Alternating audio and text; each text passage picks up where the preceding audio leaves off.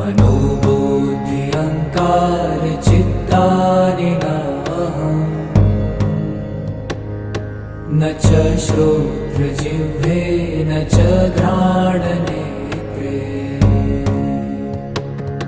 न च व्योमभूमि न तेजो न वायु चिदानन्दरूप शिवोऽहं शिवोऽहम्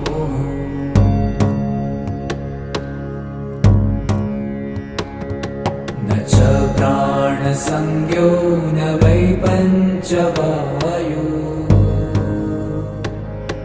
न वा सप्तधातु न वा पञ्चकोश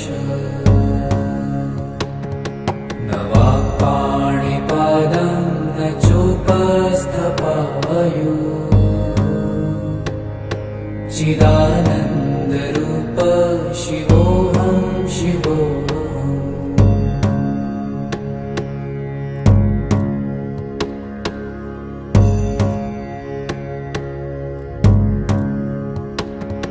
न मे द्वेषरागौ न मे लोभमोहौ मदो नैव मे नैव मात्सर्यभावः न धर्मो न चार्थो न कामो न मोक्षः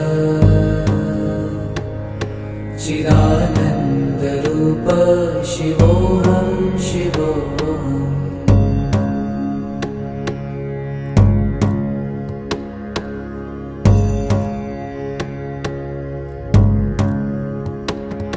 न पुण्यं न पापं न सौख्यं न दुःखं न मन्त्रो न तीर्थं न वेदा न यज्ञा अहं भोजनं नैव भोजं न भोक्ता चिदानन्दरूप शिवोऽहं शिवोऽहम्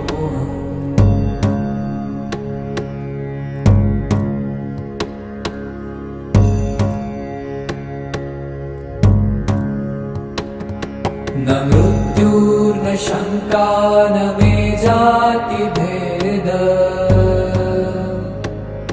पिता नैव मे नैव माता न जन्म न बन्धुर्न मित्रं गुरुर्नैव शिष्यम् चिदानन्दरूप शिवोऽहं शिवोऽहम्